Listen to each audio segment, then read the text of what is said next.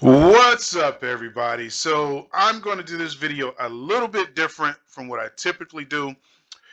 If you know me or if you've seen some of my videos, you know I like poker, and I also like to blog about legal things. And recently, many people may have heard is that R. Kelly actually got rid of some of his lawyers. So as I know, he got rid of Steve Greenberg, and I heard, I'm not sure, but I heard that Douglas Antoine is no longer on the case. So, these are the recent developments. I think he got rid of Greenberg a couple of days ago. And actually, one day ago, probably to be exact. So I thought I'd just get on and play a little poker because I like playing poker. And because I have this responsibility to make videos, if I want to keep this YouTube thing going, I decided just to, kind of combine the two, so my channel really isn't about poker. It's really about law, but I'm just trying to, make better use of my time and just kind of talk about, some of the legal things that I like to talk about, and at the same time enjoy myself. So it's kind of like, going to a poker room or something like that and just having a conversation with, somebody at the table. So essentially, I think that this is going to be interesting for several reasons. Now, some people were actually saying that they should reschedule the trial because it's going to impact R. Kelly's right to counsel. Everyone knows that there's a constitutional requirement that anybody that has a criminal case, that individual would have a right to counsel, right? So that's a basic right, but not so much in civil. But of course, in this R. Kelly situation, it's a criminal case. So I'm just going to bluff here really fast. Let's see if I can walk away with some money here. So everyone has a right to a counsel, right, in a criminal trial. So now in R. Kelly's case, as I understand it, from actually looking at a few articles and things of that nature and watching other videos, his trial is not going to be delayed because he already has counsel. So as I can understand it, he had a legal team, which means he had so my bluff worked there, so a little extra change in the bag there. Taking the bag home, I'm going to do it again because I got 17 of hearts. But getting back to R. Kelly, as I know it, although he got rid of Greenberg and Douglas Antoine is not on the team anymore, he still has other lawyers that are basically trying to represent him. I'm just going to call instead of bluffing. So it's not like he is trying to represent himself. He essentially just got rid of Greenberg and Douglas Antoine, as I understand it, right? I can't confirm that Douglas Antoine is no longer on the team, but I do know for a fact from reading several articles, the general consensus out there is that he has gotten rid of Steve Greenberg. Now, I think this is interesting for several reasons, but I like to talk about one of them. Typically, anytime anyone goes to court, they will sign their rights over. And I'll say it this way, that you're actually signing your rights over to another person to have that person handle your affairs, right? And maybe I'm using a bad choice of words here, but essentially you're handing everything over to an individual who is going to represent your best interests, right? That's what it means to get a lawyer, is that you're giving up total control and you're giving everything over to somebody you don't know, and you're trusting them. You're trusting this stranger, right? And let's face it, your lawyer is pretty much a stranger to you unless he's a family friend or someone you went to school with, so on and so forth. But if it's just a lawyer that you found in a telephone book, proverbial telephone book, or just a lawyer that someone has recommended to you, chances are he's basically a total stranger. So you're handing all these affairs over to a total stranger, someone you absolutely don't even know, and you're hoping and praying that they're going to do good by you. And what a lot of people don't realize, and what you don't realize, right? So this, what I'm saying now is for R. Kelly, but it's more for you, the viewer, right? And I want to know what you think about this, after I'm done, and you can leave your questions and comments below. But you're basically handing everything over to a total stranger, and you're hoping that he's going to do everything in your best interest. You're hoping that he's going to make moves that are going to benefit you. But what you don't know is that a lawyer's primary obligation isn't to you. And this is going to sound kind of crazy. A lawyer's primary obligation is to the courts. That's his obligation. A lawyer is essentially a officer, and I have to bet this. I have 9 tender clubs. I've tried a new strategy here where I'm playing a lot of mediocre hands, and if played correctly, they can be profitable. So I have 9 tender clubs. I'm in mid position, actually sort of under the gun, but I'm going to make this play and let's see what happens. So far, people have been folding. If they all fold, I'll pick up 25 cents. If they call, hopefully I'll get we got one caller. So at this point, I'm hoping for a good flop, maybe a club draw, maybe a straight draw, and I got neither. So at this point, I could bluff it, but I'm not going to bluff it because I don't even have any equity here.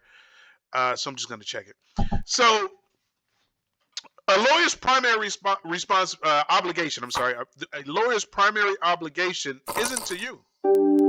A lawyer's primary obligation is to the court, which means that when he goes into that room, he's going to do what's best for the court before anything else. He's not going to do what's best for you. So the question is, what happens when there's a conflict of interest? What happens when what's best for the courts isn't the best thing for you? What happens in that situation? What does a lawyer do? Well, because his obligation is to the courts, he's going to make sure that he does what the court wants first, and you'll come somewhere down the line. He's going to do what's best for the courts, then he's going to do what's best for him, and then somewhere down the line he'll consider your interests, right? So that's my take on hiring a lawyer. Now, with that said, obviously, these people have gone to school, they have experience, they go to court all day, every day, and because of that, they're going to be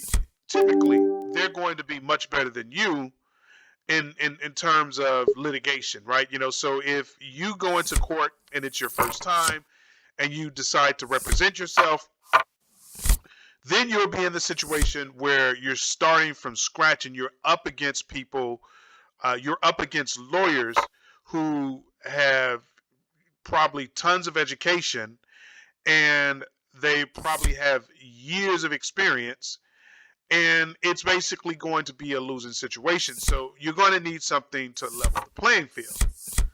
So what do?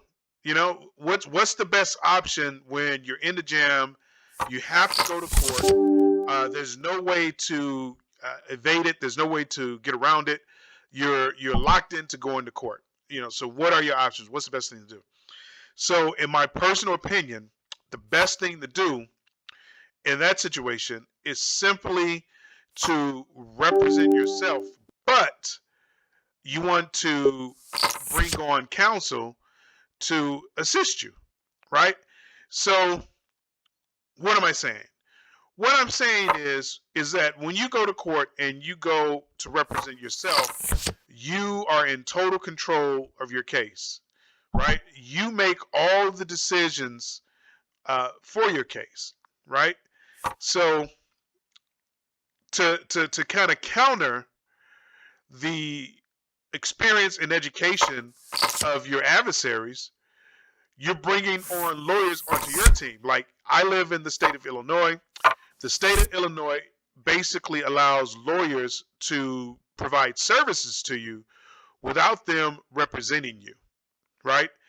So if a lawyer is providing services to you and he doesn't necessarily represent you, well, there's different degrees of representation. I'll say that, right? Because obviously they're going to represent you at some point in time.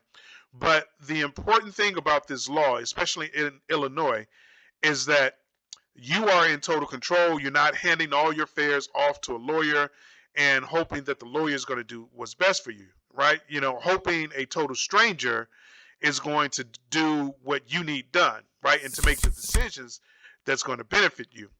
So in this situation where you're representing yourself, but you have lawyers on your team, you make all the decisions, right? You have final say-so to any and all decisions being made.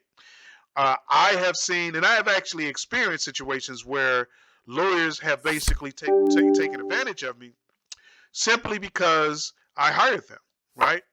And a dirty game is played here because sometimes what ends up happening is that you'll find that the court and even the other lawyer is basically all on the same team, and they're actually against you to get as much money out of you as they possibly can. And, I can tell you that that has personally happened to me. I've also seen situations where lawyers will talk poorly about their clients. There was one situation when I was downtown and I was walking down LaSalle Street and I heard two lawyers trying to negotiate their, this case that they were in. And I heard one of the lawyers say that, my lawyer's stupid, he's crazy. I'm sorry, one of the lawyers said, my client is stupid, he's crazy, and I really just want this case to be over. So, let's go ahead and agree to this. And I'm thinking to myself, how in the hell can you say that about someone who has hired you to do a job and is basically paying you? They're paying you. Essentially, they're paying you to make an ass out of them, right? So the client in that case is probably going to get, the crappiest deal. I made a mistake here. I should have been more than 50 cents. The client in that case is going to get the worst deal ever. So me personally, I just don't feel comfortable with hiring a lawyer to represent me. I'm going to check here. I already messed this up. And me not have any control. I need to have total control over my case. So it's not so much that when you hire a lawyer, I'm going to throw a bet out there and see if I can take it down. If they don't have an ace and they don't have a flush, you can't. Oh, you motherfucker. All right, so I'm just going to fold. Made a mistake. Let's see what it is. Yeah. So it's not so much to say that you know everything and you are, you're going to be able to outperform lawyers in your case. No, that's not what you're saying. You're basically trying to prevent being put in a situation where you have no control over your case. And again, when you hire a lawyer, when you look at that contract, most contracts will show that, and most contracts in that situation will show that you're paying this total stranger and you're giving total control of your affairs to this total stranger, and you're hoping that that total stranger is going to do what's best for you. That's essentially what's happening most of the times when you hire a lawyer, right? So to combat that, you basically represent yourself and you bring on other lawyers to help you. And in the Black's Law Dictionary, that's essentially called a shadow counselor, right? Whereby, well, actually, a shadow counselor is where you're going to take on your case and you're going to do all the work on your own, but you have a lawyer standing by just in case you need help, right? So that would be considered a shadow counsel. I'm not recommending that. What I'm recommending is that you represent yourself and you hire lawyers to do the work for you. And what this means is that you make all the decisions in your case. You have the final say so in the case, and you have total control over your case, right?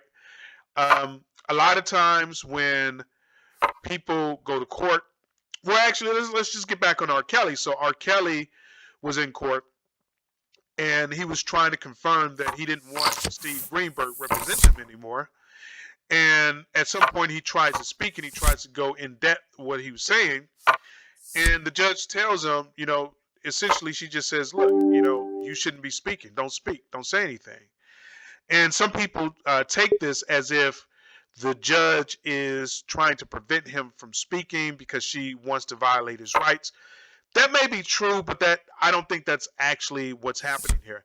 I think what's happening is that he has essentially hired a team of lawyers to speak for him, and she is basically saying, you've paid these people to represent you. Let them speak on your behalf.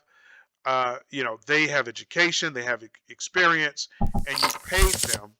And most importantly, the judge in that case doesn't want a mistake to happen. And, whatever judgment is given in that case can be thrown out because R. Kelly was allowed to say something that could essentially jeopardize the case. However, if R. Kelly goes about his case a slightly different way, and he goes to say, hey, look, I have a right to represent myself. I'm going to represent myself. I'm simply going to hire lawyers to assist me, but I'm going to represent myself, right? And in that situation, he is basically pro se, or he is inappropriate persona, which basically means for oneself. What does it mean actually? I forget. Basically, inappropriate persona means in the flesh for oneself or something like that, right? Where pro se used to mean is that you're actually coming to court as a lawyer, but inappropriate persona is used to be slightly different. It's all changed, right? So whenever someone goes pro se, essentially they are saying that they are representing themselves as a lawyer, whereas inappropriate persona is saying something totally different. You're basically going to court and you're saying that you're for yourself, and you're not essentially submitting to jurisdiction of the court, right? So most people probably would use inappropriate persona when they want to challenge the subject matter jurisdiction of the court or personal jurisdiction of the court, either or. However, I need to let you guys know that inappropriate persona is no longer something that you can use in most jurisdictions.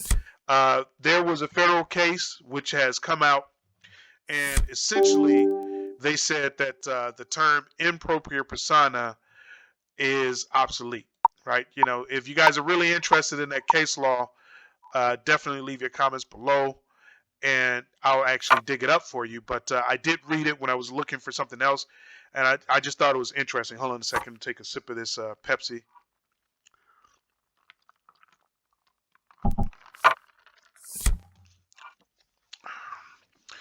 So, inappropriate persona is not something that you can rely on anymore. Maybe in some jurisdictions they'll allow you to use it. But basically, if you want to challenge jurisdiction of the court, you just have to be on top of your game, and you have to know what you're talking about. So for that reason, R. Kelly, if I was him, I would just say, hey, I'm going to represent myself, and don't worry. I tell the judge not to worry. I'm just simply going to hire lawyers to assist me. But at the end of the day, I'm representing myself. And in that scenario where he's representing himself, he basically can say whatever he wants to say before the court, and the court can't do anything to stop him unless it's improper for him to speak, right? So there's rules in the court where you have to speak in turn, and you speak at a certain time. So there are rules to the court, right? So you'll have to follow those rules, no doubt. But the beauty of it is, like I said, is that if you go if you represent yourself, you're in 100% total control of your case. And why people still allow lawyers to basically take over everything, take over the entire case in these situations is beyond me. So, that those are the latest updates as it pertains to R. Kelly. He's gotten rid of Steve Greenberg. That was a huge surprise to me because um, I thought that I'm not going to say that Steve Greenberg was, the best lawyer R. Kelly could have had, but I thought some of the motions that he've come up with were pretty good motions, right? So like the one motion to challenge to try to challenge the claim of the STD, that being a criminal offense, so on and so forth. But obviously there were some problems there. Obviously there was some problems between Greenberg and R. Kelly. Otherwise, he wouldn't have gotten rid of him. 1 second here. But it all came to as a shock to me. It was just one huge shock, right? So that's essentially it for this video. I'll go ahead and wrap it up. I think that R. Kelly probably should change his status in the court. And I think R. Kelly should represent himself in court. I think that, and when I say represent himself, I just mean that he should be in total control of his own case. Most people are not in control of their cases. They pay these lawyers, and then these lawyers go in and do what they want to do and not what their client wants to do. And as a matter of fact, I remember reading some case law where the court, it basically comes out and says that, when a client hires a lawyer, the lawyer is supposed to act to that client's prerogative, not on his own prerogative. And basically the client is supposed to have total control over his own case, right? Lawyers don't dictate to the client dictates to the lawyer. And it's just like anything else. If you hire a person to repair your car, at the end of the day, you decide how that car is going to be repaired, and you decide what's going to be done to fix that car, right? At the end of the day. Now, obviously, there's certain things a mechanic isn't going to do. He's not going to do something that's going to violate the rules of the road, and then put himself at risk if something happens to the car and causes someone to lose their life. So a mechanic is not going to do that. But at the end of the day, you have options on how that car is going to be repaired.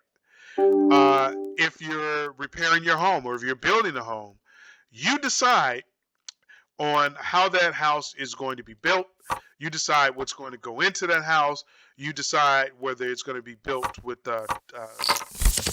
wood or if it's going to be built with brick, so on and so forth. You decide, right? Same thing with surgery. Let's say you have brain damage, and not brain damage. Brain damage would be a different scenario, because I think if you're incapacitated, then someone would have to make decisions for you, typically a loved one or wife or something like that. But let's just say you have some issues with your stomach, right? And when you need surgery, right, with your stomach, right? You decide on whether or not you're going to have that surgery. You decide what options are going to be taken in event you do have the surgery, right? You decide what procedures are going to, be done, right? So why should it be any different from a lawyer? When you go to court, you need to make the decision on how your lawyers are going to handle your case. And I think the best way to do that is to not give a lawyer total control. The best way to do that is to go pro se, and then you bring lawyers onto your team, and you basically have the understanding that you're going to represent yourself, and you want to hear advice from them, and you want them to do the lead work. But when it comes down to making the decisions, you make the decisions, right? Now, of course, if you're going to do that, that's going to require you to start educating yourself on the law so you know what's going on. And then, of course, once you get into the courtroom, you're not going to be up against other experienced and educated lawyers because you're going to have your own team of experienced and educated lawyers. So yeah, that's pretty much it for this video. Let me know what you think. Do you think it's best to hand over all the affairs to a total stranger and let the total stranger make decisions on your behalf? Or do you think it's best to represent yourself and you hire professional lawyers to come in and assist you and do the legwork in your case? That's it for this video. Please like, share, and subscribe. Thanks for watching.